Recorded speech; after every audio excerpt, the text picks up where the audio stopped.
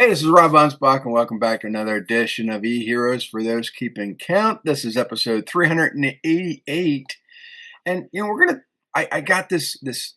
I'm not gonna call you a dinosaur. You're just a little older than I am, but you've seen things. You've watched the human psychology of entrepreneurs and Mm, how they get misaligned in what they do.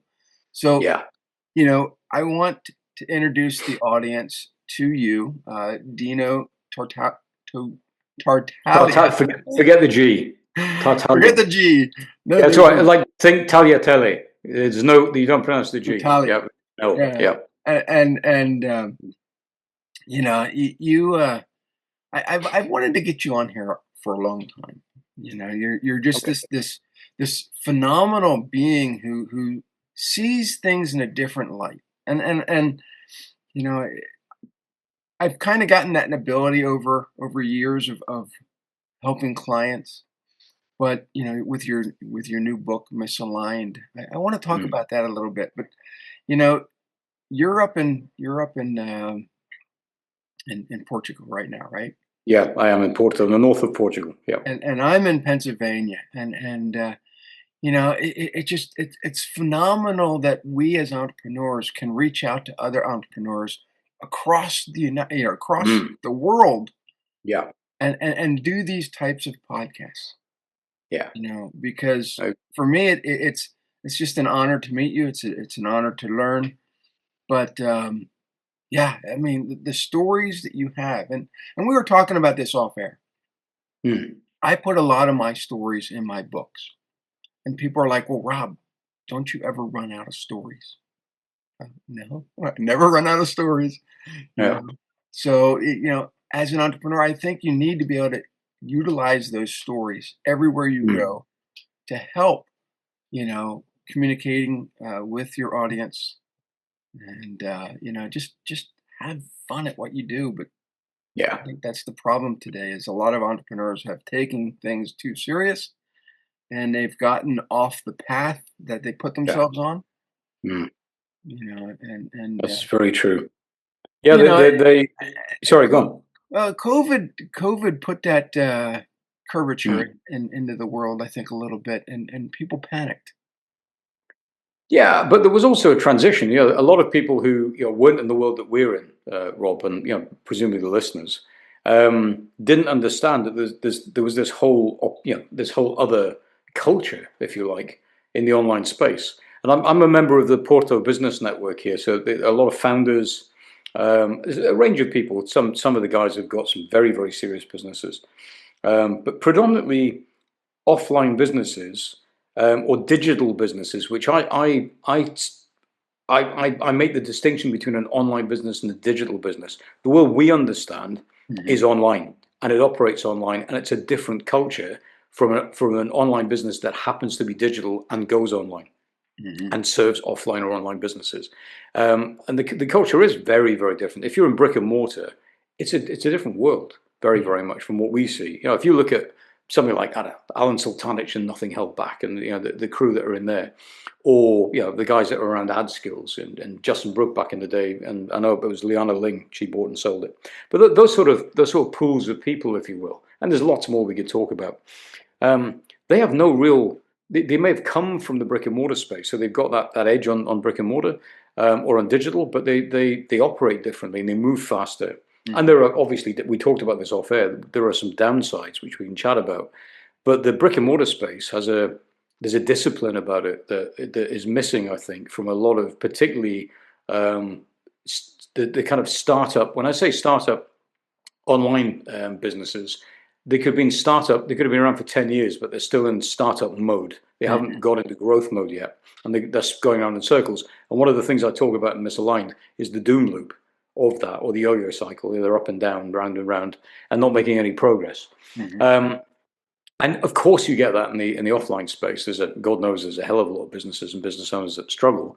But because the fact is you've got to get up at 7 a.m., drive to the retail space or the office or whatever, put the key in the door, and there's 4 or 5 staff that come in, or 100 staff or whatever. to a large extent, is a very, very different, on a like for like basis, is a very, very different culture and therefore a different discipline. Mhm. In the online space, a lot of people I find hide from their own growth to a large extent, and that's a rabbit hole we could go down. And yeah, it's what I call a two bottle of wine conversation. That one. So there's a lot we could talk about. So yeah, Here's yeah, the problem with brick and mortar is that they don't embrace online, and those that yeah, are online don't understand what the brick and mortar people are going through.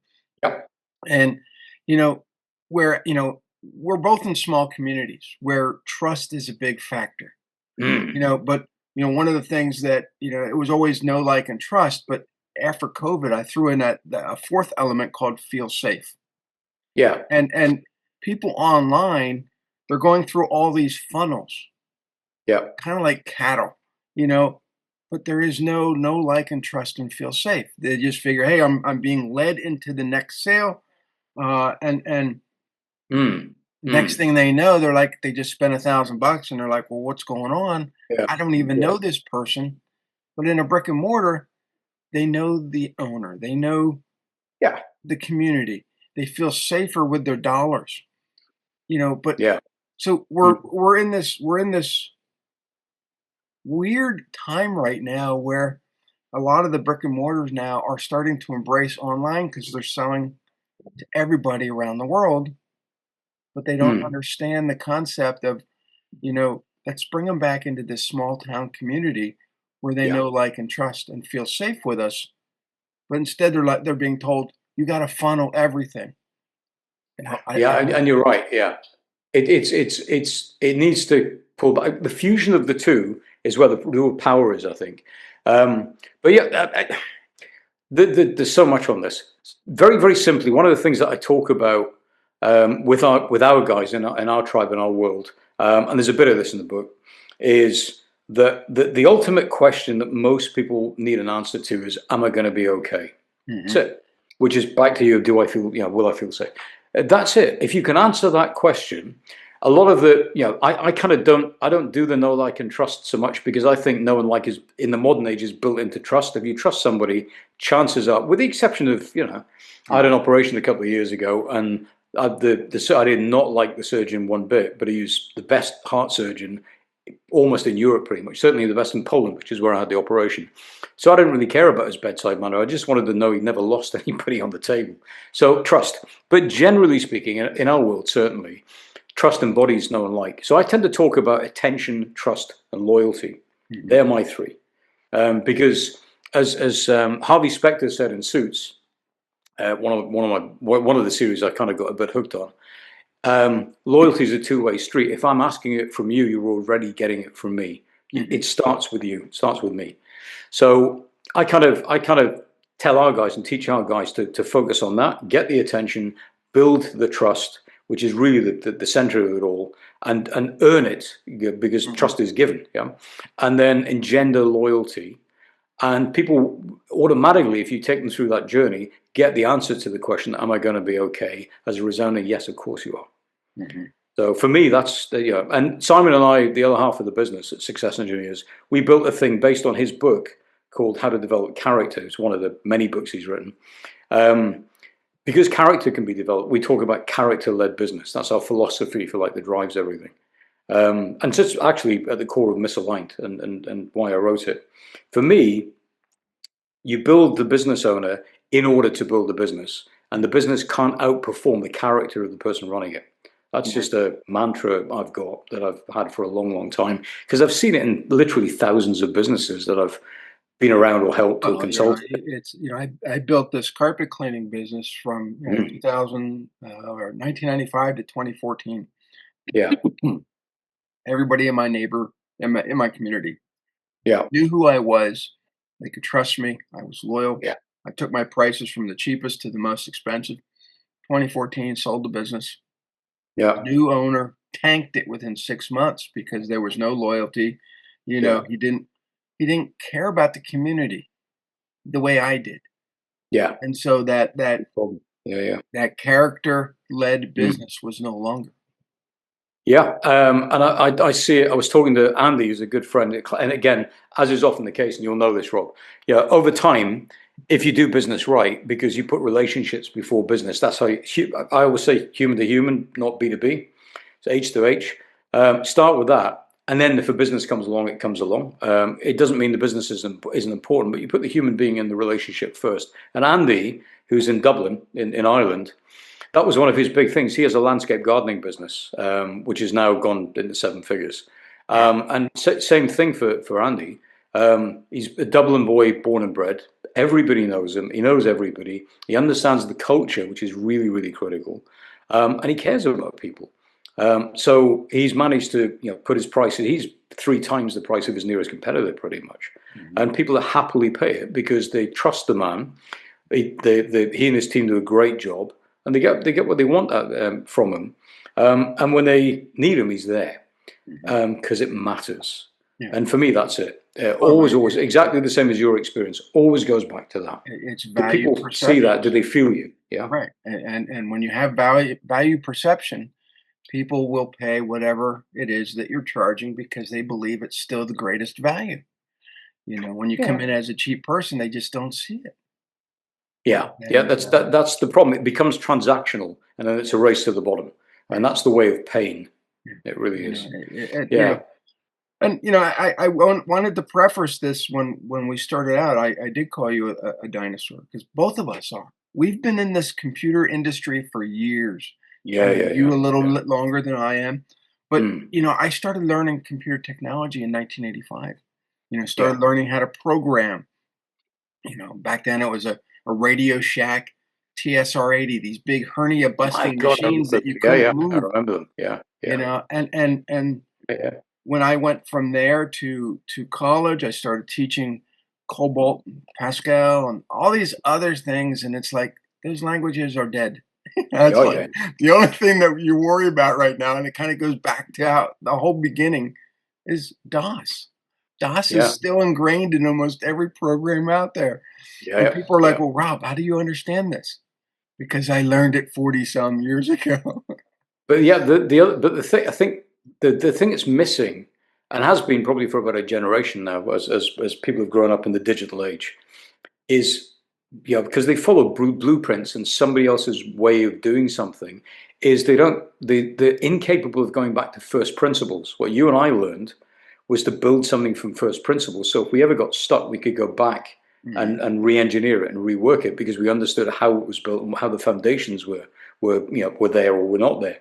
But now, it frankly, if you're following a paint by numbers approach to what, let's say, building an online business, and you're told, it's all about funnels and whatever it is that people are telling you, and you follow that. We were saying off air. The bit that most people miss is that you win the game or you lose the game in the context and the nuance. Mm-hmm. And if you can do things from first principles, you get to see that and you get to get a feel for it and you get to understand it. If you're building from a blueprint, which is somebody else's model, effectively, that worked for them, 99 times out of 100, you skip the nuance, you skip the context until you come face to face with the impact of it, and then you're in trouble trying to figure out, well, why is this not working for me when it worked for them?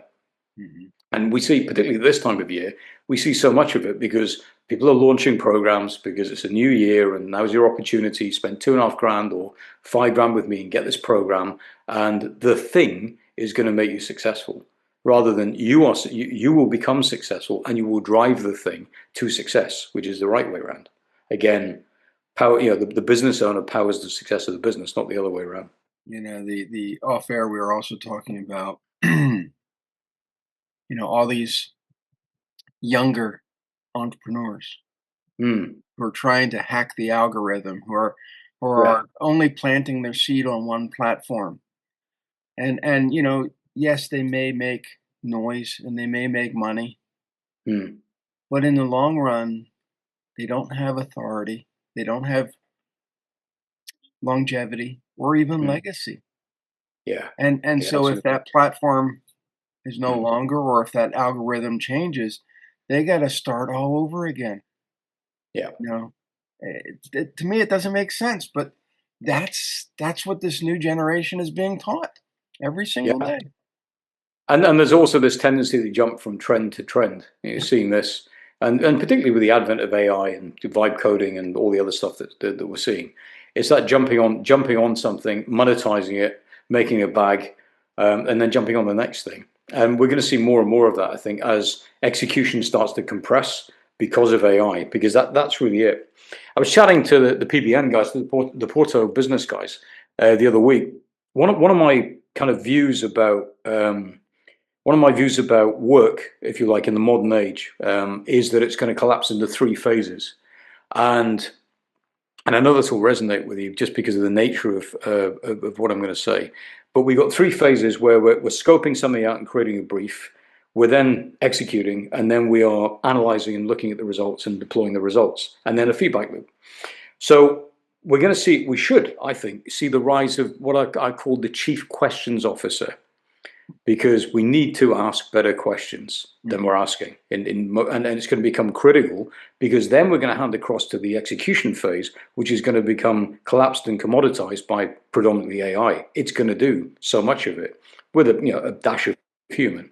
And then we go to the output, and that's where you need the chief discernment officer. Somebody who can evaluate and go, this is a bag of crap, or this actually works the way we want, or actually this is really good, let's learn from it and feedback. So the CQO and the CDO effectively become positions, which is something we don't do right now, because we're going to commoditize execution and we're going to collapse that. So now, whether this happens or not is a moot point, but it's my kind of view of work and where it's going to go. We're going to need that, and it's one of the things I'm very big on, and I talk about in the book, is one of the kind of malaise, for want of a better term, in the online space in particular, but business generally, is people don't ask high value questions. They don't ask better questions, and they don't understand the value of asking a better question, right, which makes it hard to market because people don't know they need it.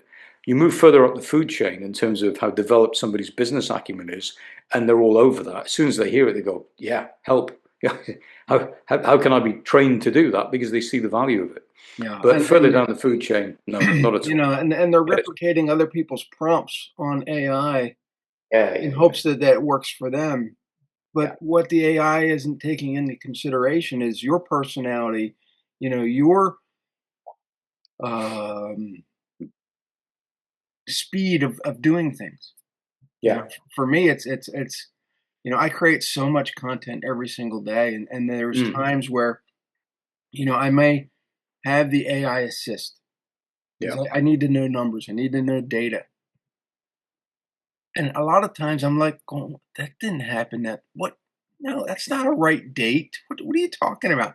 And so I have to go into Google, Yeah. and Google tells and then I'm having these AIs fight each other, and I'm like, this is not right. And so there's a balance there, but people are like, oh, the AI is trustworthy, let's just use it. I'm one of the young guys who's joined PBN over here is a senior guy at Anthropic, and we were, because I'm a big fan of Claude and where it's what it's doing and where it's going. So I'm playing around with that and Manus and the various LLMs. The only way you get balance, I think, just as an aside, is get them all to talk to each other and fight each other. And eventually, generally something will surface that's actually quite good and quite usable. I tend to use it, as a lot of my friends do, for ideation and brainstorming, and bits of content and whatever. But the reality is, you've still got it, no matter how well you train it.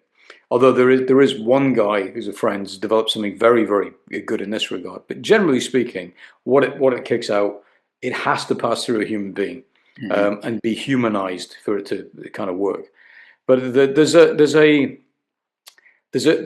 whole world, I think, that we can get into around kind of AI and how AI works, that will help us move forwards once we begin to understand that it does hallucinate, and it does give us bullshit, and it does go off piste, and we can't rely on it to the degree that a lot of people think they can. Right. And this again takes us back to people coming into the online space in particular and building businesses, or aspiring to build a business that delivers whatever it is that they want from the business, need to understand that you can't avoid the hard yards. And AI isn't going to, it can do heavy lifting, but it's not going to do the work. It's not going to, it's like a Fit Pro once told me, because I asked him about this, we were having this conversation. You can't, I can't do your push-ups for you like that. You have to go through that and put the effort in order to learn, because growth comes from challenge. And I think a lot of people are trying to avoid the challenge and hoping that they get the growth as some byproduct of something else, and that never works. Well, and AI doesn't understand nuance. It doesn't understand culture between the US and UK. Yeah.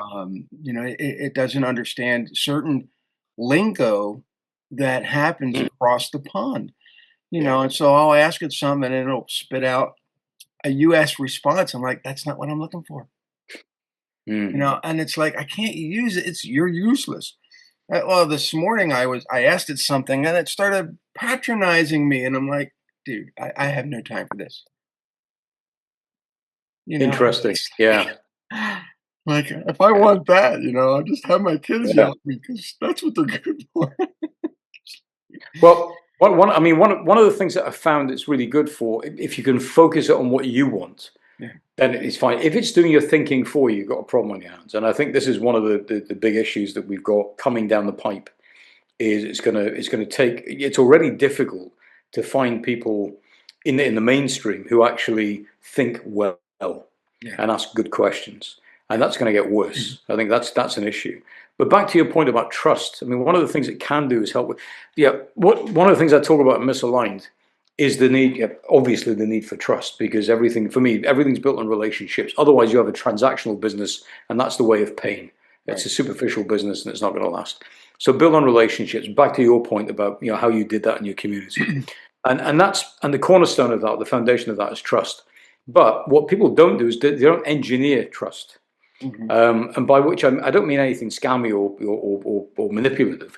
I mean just looking at the business and going, okay, if this is built on trust, where does trust leak?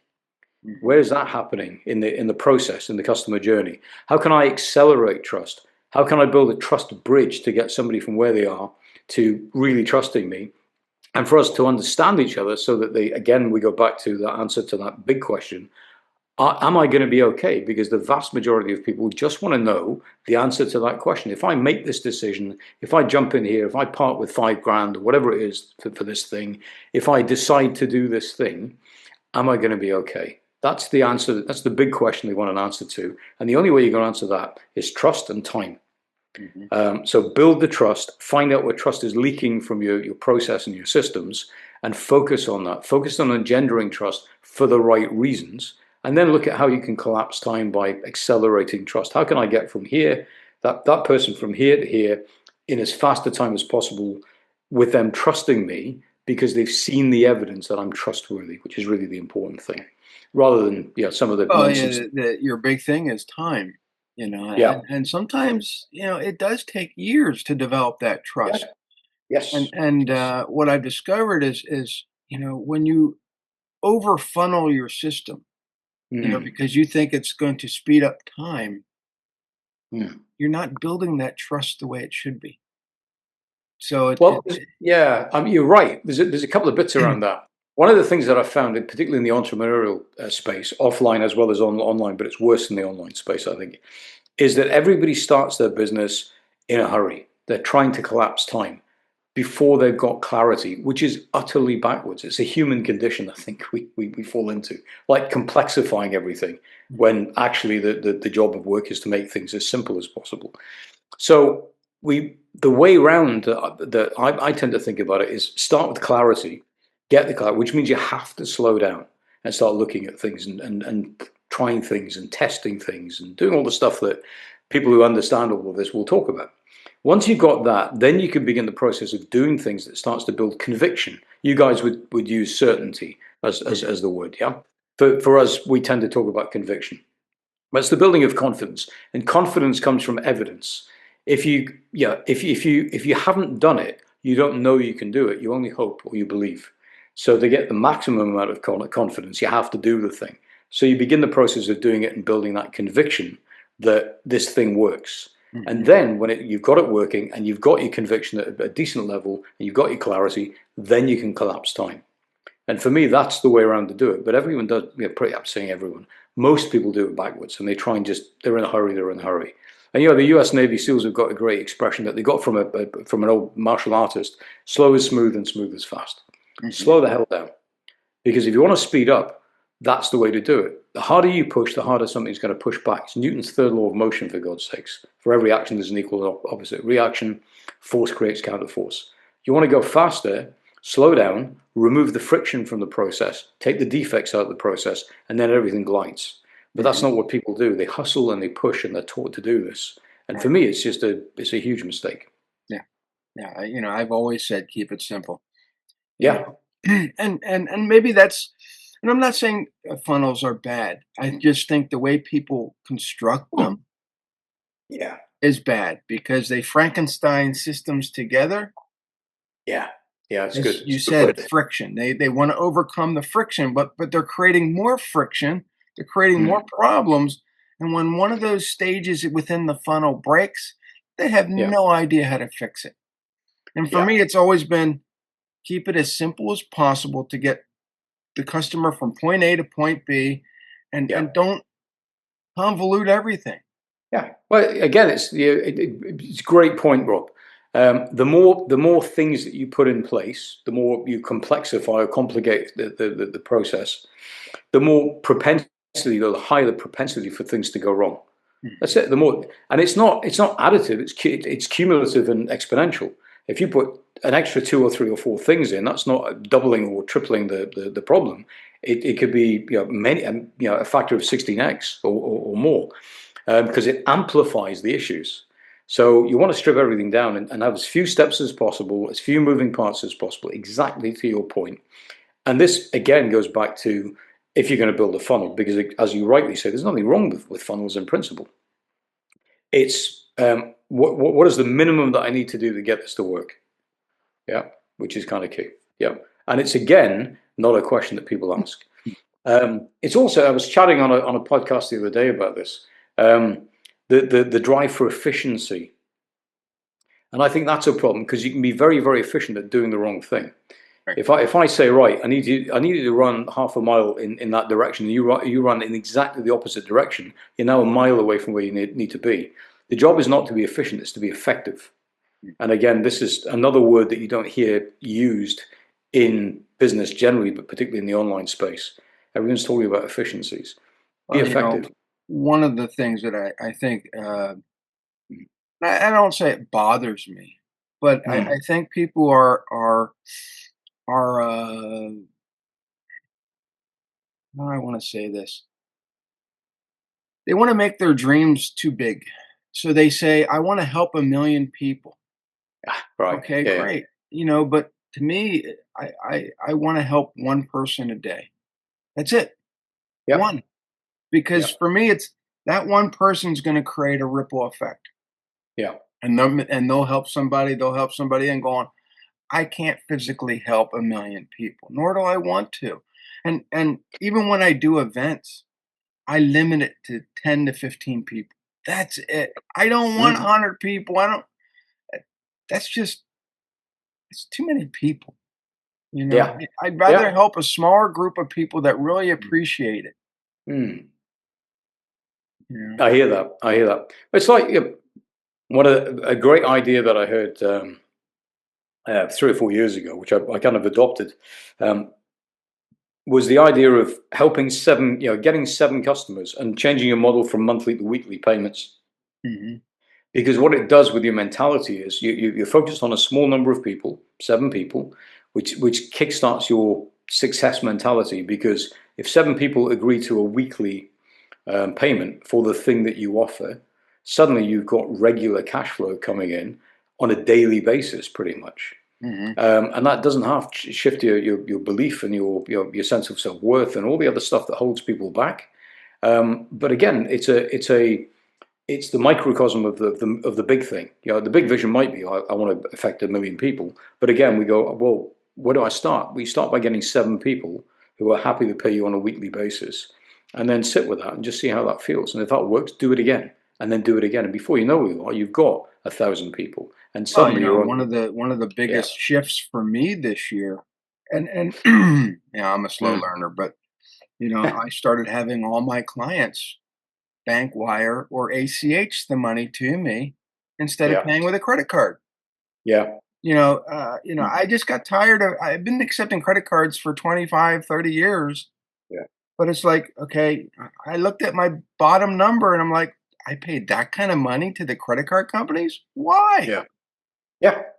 And also the risk, which is the other thing. If you're going through a payment processor in particular, I mean, how many horror stories have we heard or seen Mhm. even recently about PayPal or Stripe or Yeah, whatever, holding on to large sums of money and yeah, and cattling somebody's business? You're playing in somebody else's sandbox. So removing that layer of risk, never a bad thing. right. And people are like, "Well, Rob, you can't do that. People pay with credit cards. They run their whole lives on credit cards." And I'm like, Bullshit. "Yeah, Yeah. I'm just gonna Yeah. modify my terms. This is what it." Yeah. And people are like, "Oh, no, no problem, Rob. I'll just, you know." And then every month, ACH, Bankwire, whatever, and my bank charges, I think, $10 for a wire transfer. Cheap, Yeah. you know. Yeah. And I'm like, "Wow, okay, I For just, the you know, this security is of a it. lot of Yeah. money." Yeah, I think people, they kind of program themselves out of stuff. Well, that's never going to work. That's never going to happen. I remember we had a situation where we were fleeced by a dental software company when I had my tech business way back. This is in the 90s, and we nearly went under because they owed us a lot of money and they basically just folded, and then started up the same day. That's a story for another time, but it was very problematic. Anyway, so I made a rule. I said, right, bollocks to this. I'm not going to be put in this situation. From now, we're gonna charge 60% upfront pro forma. We send Mhm. the invoice out and we get paid 60%. And yeah, we had a couple of clients who went, well, I'm not happy with that. I'm like, okay. Well, we've worked with you for a long time. We've got whatever. The rest of them were fine. One of them Mhm. was an international company called Formica that did tape, Countertops. Mm, yeah, mhm. worktops and what have you. And we did their tech at the time. And Alan, who was the would have been in the modern age, he'd be called the CTO, but basically he was the head of IT and whatever. Mhm. And he decided he liked the cut of our jib. We were all engineers, no sales guys. He was getting it straight. He liked us, kicked the competition sideways and brought us in. And I said, be aware, we do this. And he said, well, our terms are 120 days. And that's yeah.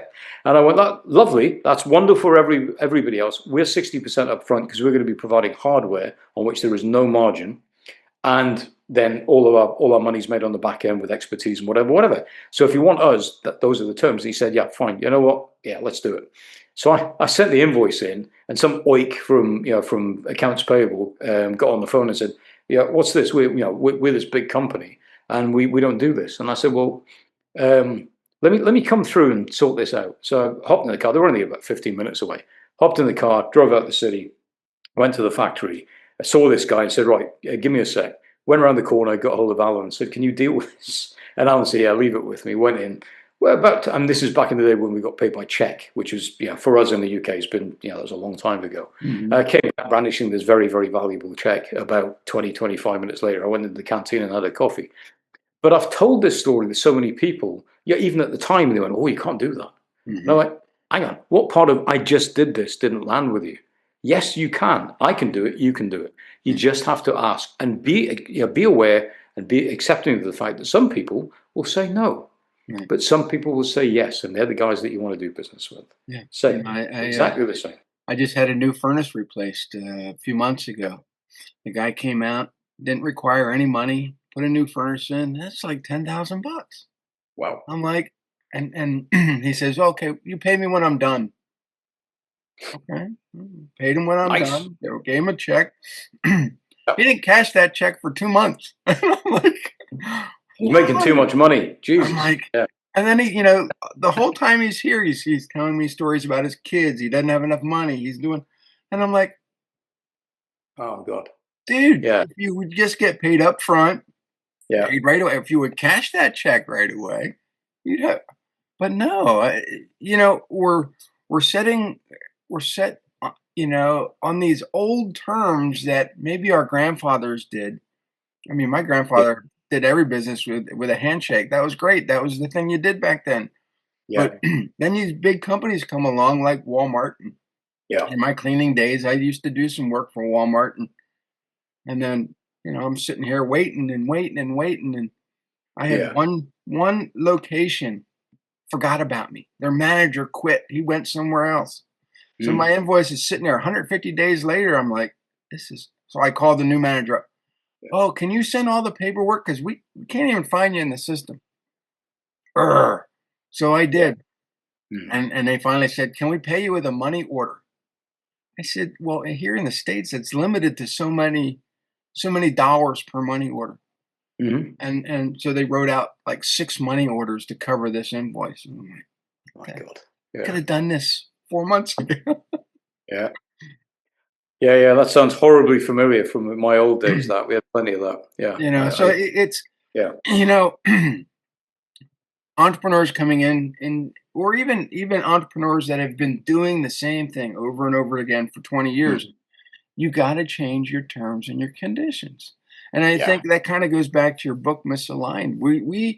We're so uh taken in by everybody's terms that we want to Mm. please them, but we don't realize that by pleasing everybody there's no cash flow. We No. have no ability to pay our bills.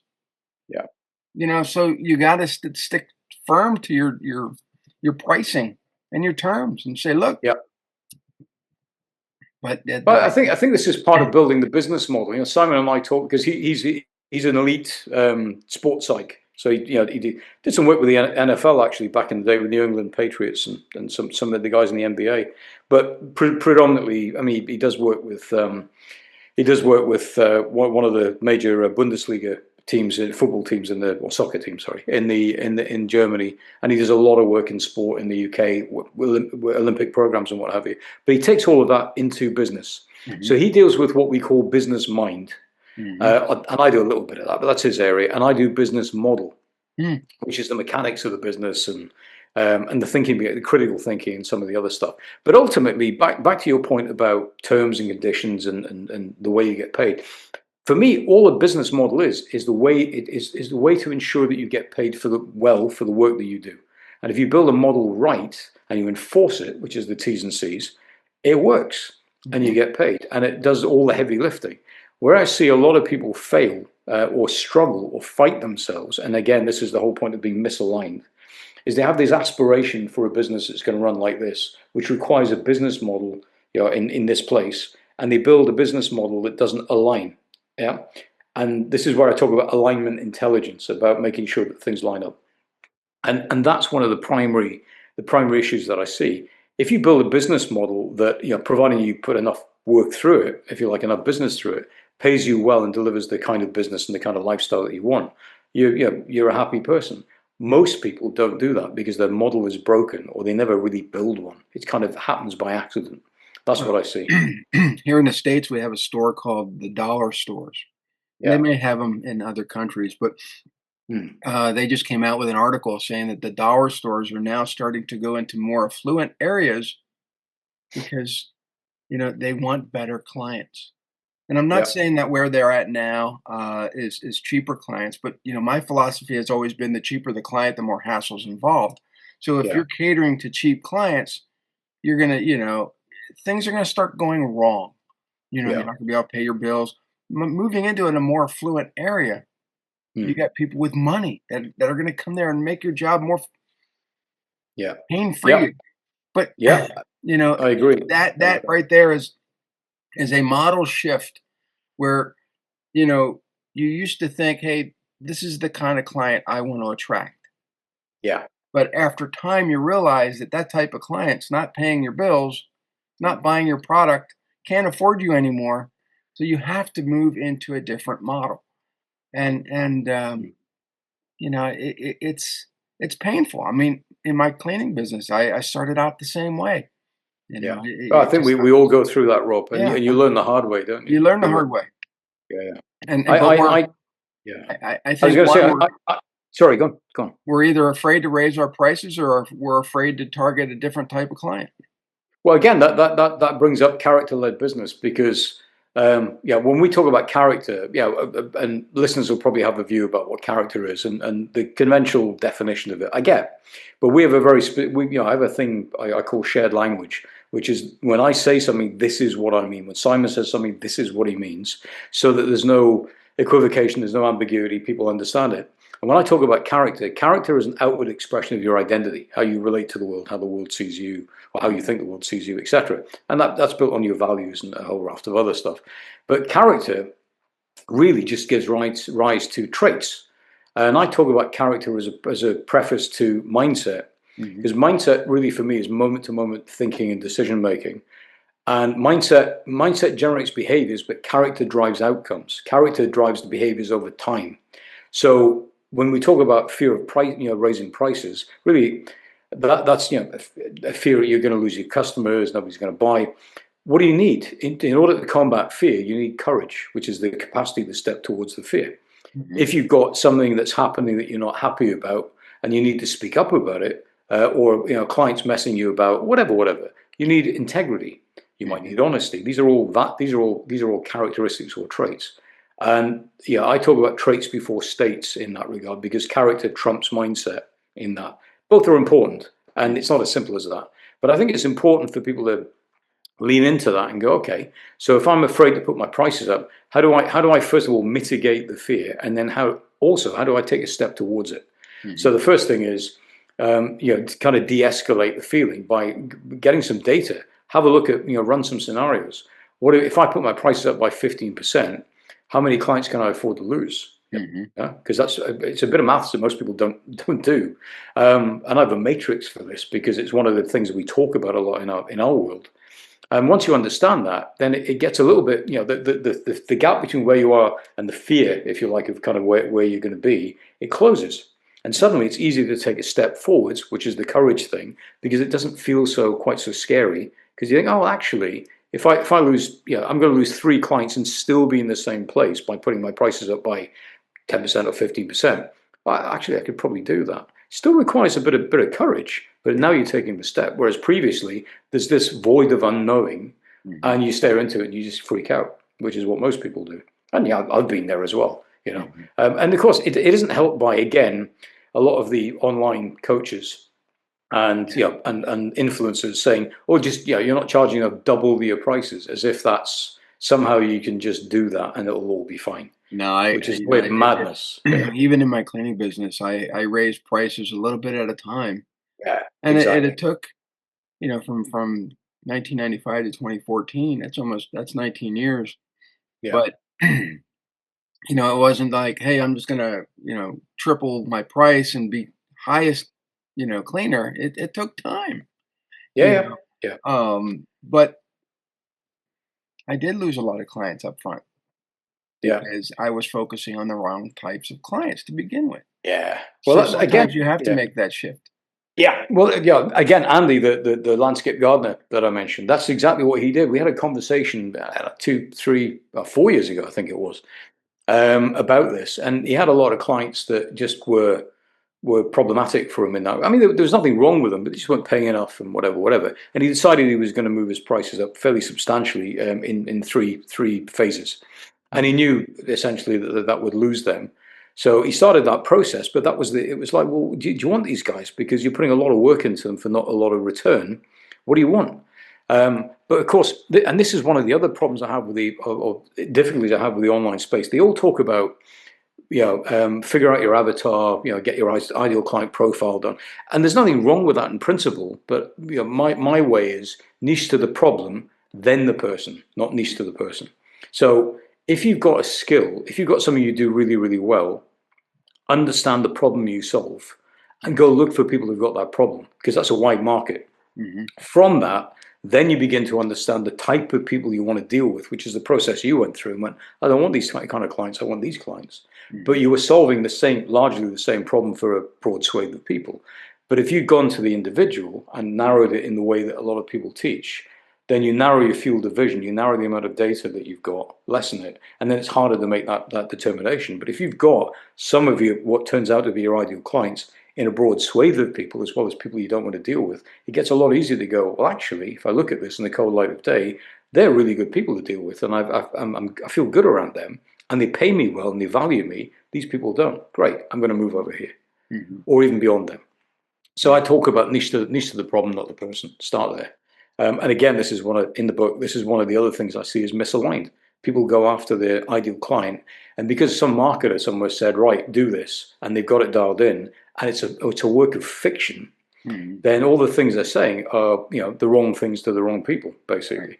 And then Yeah. they wonder why the hell they go round and round I in a doom loop. I don't listen to a lot of the gurus out there. I listen to the ones that have been around for a long time, Yeah, that have, longevity, that have authority, that have credibility, that yeah, that are kind of like me. We went from one industry to the next hmm, because we saw that there were people out there asking us a lot of questions. Hey, Rob, how can you help me do this?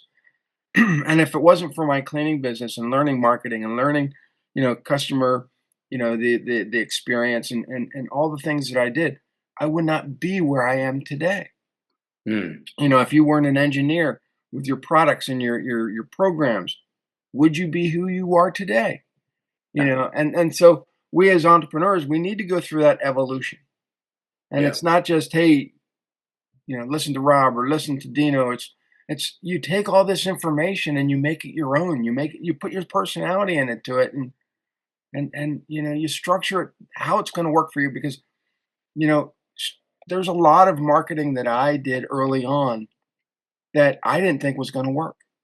yeah, But, hmm, hmm, you know, I knew that I had to do it, to go from dealing with, clients that I really didn't want.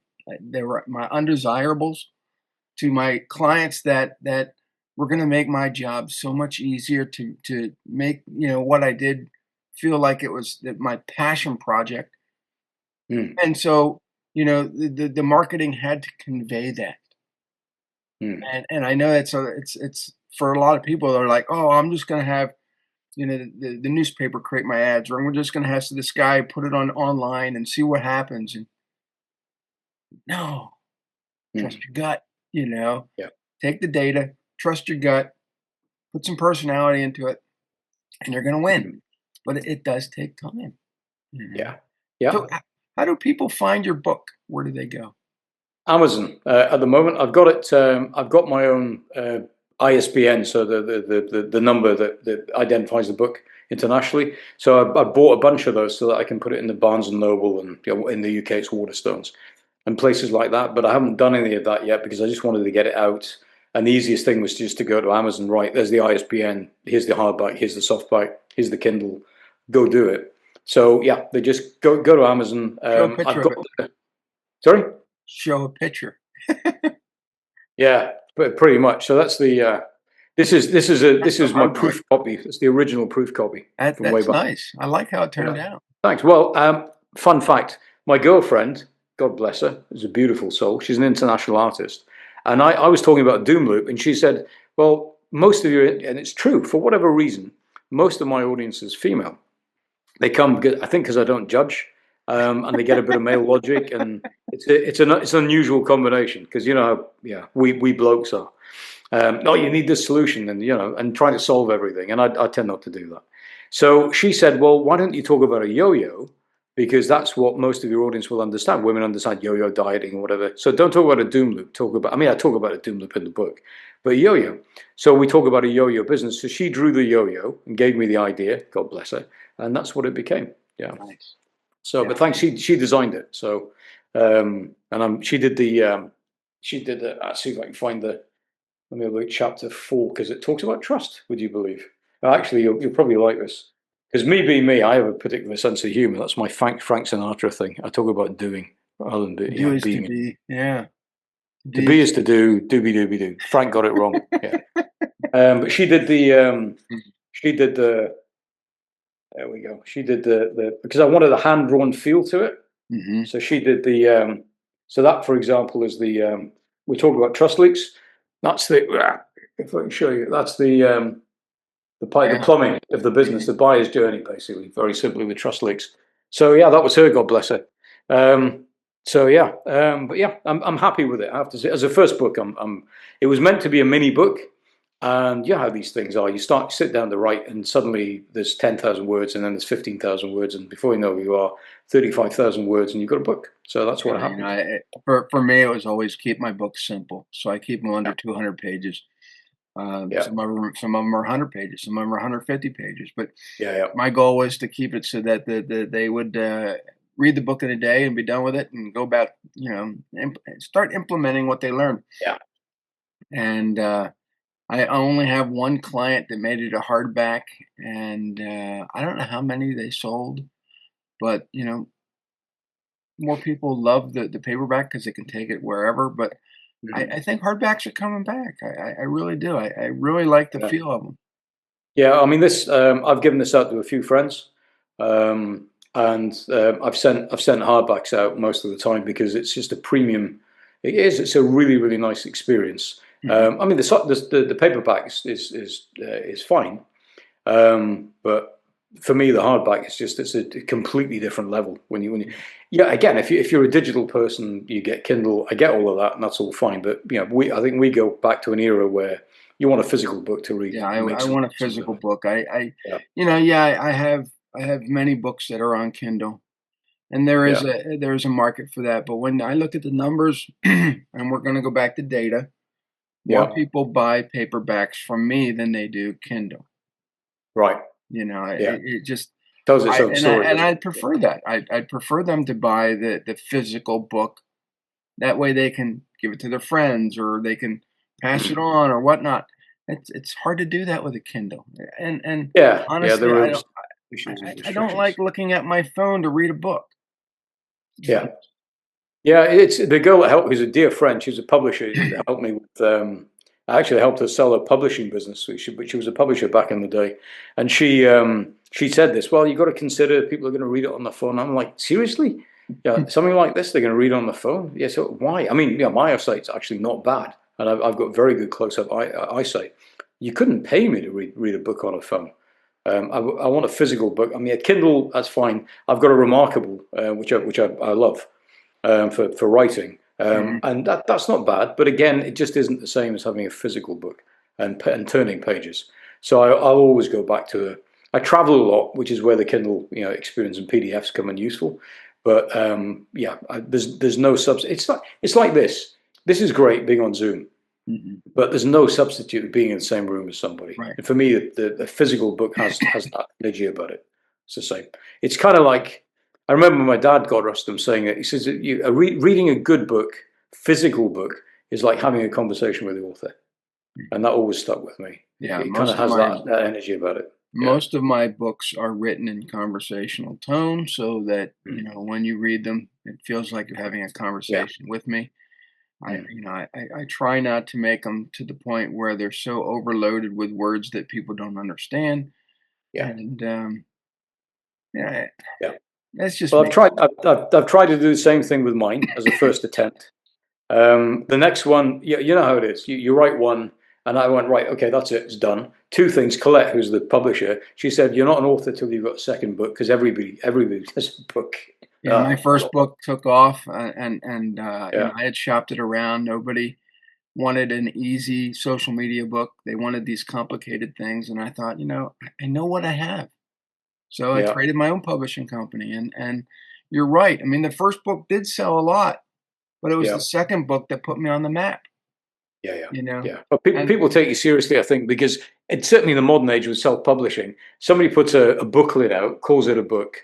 It's not up to very much. They've managed to jack the Amazon system so they get bestseller on one category or something for 3 minutes, yeah, and suddenly they're a bestseller, and it was in yeah, 4 countries. They're an international bestseller, yeah, and then they disappear, and there's no other books. yeah. So yeah, and obviously being partnered in the business with Simon, who's on his 16th book for God's sakes. Yeah, he's been pressuring me for 8 years to write, so I've got the bug now. So I'm sure there'll be a second one coming along. Second book, third book. I mean, Yeah, well, I surpassed 60. Now, not all of them are mine. Some of them I produce for yeah, other people, but it's people are like, "Hey, Rob, I'll buy your first book, second book, third book," yeah, and they're like, I nice. can't afford you anymore. Stop writing books." It's like, no, these are better now. You know, Yeah, I yeah, don't write books on technology anymore because they're dated before the book comes out. yeah. That's that, and Um, certainly now in particular, we were talking about AI off air, weren't we? It's a really really big issue. Yeah. Yeah, you want something that's going to be evergreen. That's one of the reasons why I like the character-led business and trust and these things, and putting human to human before business to business, Well, my latest book relationship, is all called that. Wait, There's More: The Dirty Secrets Marketers Use to Make You Buy Stuff You Don't Need. Well, And that's it's not again, that's never going to age. Yeah, it's not a hit piece on mm, marketing. It's basically a hit piece on unscrupulous marketers who use the yeah, wrong crap to make you buy stuff. And so I want people to understand that I want it to be there to teach ethical marketers on how to do the things the right. yeah. You know, Yeah, it sounds like the marketer's version of Hooked near Ayal, because he talked about what Silicon Valley were up to keep you hooked on devices and whatever. yeah, Same thing. These are tricks and techniques that they use. And you're yeah, right. Marketing is full of it. yeah. Absolutely full of it. Yeah, that'd be a good read. And Yeah. there are a handful of us still that believe in ethical marketing, Hmm. and and I think it's because we've been around the world. Well, we've been around the Yeah. world too, but we see what people are using. We see the deception that's out there, but we also see that it's not just the United States. It's everywhere. Yeah, yeah. So it's human. It's a human condition, Yeah, Rob. It is. I think again we go back to, yeah. I talk in the book about what matters most. If you want to build a business that's going to do some good in the world, in particular, and yeah, most of the people in my world, they're practitioners, so they're experts that have, they're brilliant at what they do, and they genuinely want a good outcome for their client. They're not marketers, but they have to become that because yeah, that's kind of how it is in the modern age. So we talk about focus on what matters most. So what matters most for you, nail that in, which will also include the type of business that you want. But then ask the same question of your client or your market, what yeah, matters most for them, and then make sure the two things line up. And when you've got that, you can't really go wrong yeah, because that you've got a kind of a true north, if you like, that guides you for both of those things. But people talk about goal setting and that kind of stuff, and it's very insular and doesn't take into account the people that they serve. And for mhm, me, you can't escape that. You have to understand what those people want, what drives them, why it matters, and care. And if you've got that, your business is always going to do reasonably well at best. yeah, Sorry, at worst. But I think it comes down to just keeping that front and center. Care enough, not too much because you've got to take care of your own, but right, care enough so that you deliver something that is highly valuable to the person that you serve. And for me, again, this is also how you engender trust and build long-term relationships. Just do that. yeah, And there's not enough of that, I think, in the marketing space. right. We need more. So your book is, very timely in that regard, So, and much. how do people find you? And I know that you have a community that they can go to. Yeah, we do. So we're just about to rebrand. We're taking Success Unlocked, which is our little tagline for Success Engineers, which is the coaching company. And we're turning it into the Success Forge, which is an acronym based on our values of fellowship and ownership and what have you, and growth. So that's going live on school. We're about to migrate across to there. But the best way is to grab a book, Kindle if it comes to it. I've dropped the price down to 99 cents, would you believe? Because I just, you know what it is. Amazon, you don't make any money anyway. So, Hmm. and I've done the same thing, a low price on the paperback. So go to Amazon, grab the book. At the back of the book, there's a couple of QR codes for the various things that I've got, and also how to get in contact with me. Also, I'm on Facebook. I'm bloody easy to find. I think there's only 3 Dino Tartaglias on Facebook, basically. So I'm pretty I'm pretty easy to So find. one of them Uh, has to be you. yeah, one of them's got to be me. And if you see somebody with an off the wall and wicked sense of humour, quite dark, that'll be me. Yeah, so that'll be the right one. And I'm on LinkedIn, but I'm more active on Facebook and Insta. Yeah, but grab the book, go to the back, swipe the QR code. All the ways to find me are in there, and I'm pretty easy to connect with and chat because I like good human beings, and I collect them is the God's honest truth. So if you're a good human being, come find me. Yeah. And your website is what? It's Successengineers.co. successengineers.co. It is Mhm. successengineers.co. And they can Um, discover more about you there. Yeah, we talk all the stuff we talk about: character-led business, alignment, intelligence, all that kind of stuff. How to build a business in a way that's going to stand the test of time and serve you well. That's what we do. And there you go, folks. So go visit Dino everywhere and make sure you choose the right three of them.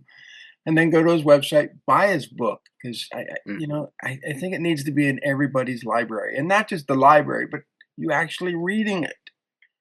Yeah, it's Um, good. Interesting. I'll share this with you. Lucy, who's a lovely, again, client who became a friend. She's a brilliant marketer. She mainly in the fintech space is where she operates, and SaaS startups. She decided that she was going to take a Saturday, take 4 hours, and consider the book a coaching session with me because she knows me obviously, and she turned it into that. She read the book, took a load of notes, and she said it was like having a 4 hour coaching session with you. And I thought, I never thought of that. That's awesome. So there's maybe something for the listeners.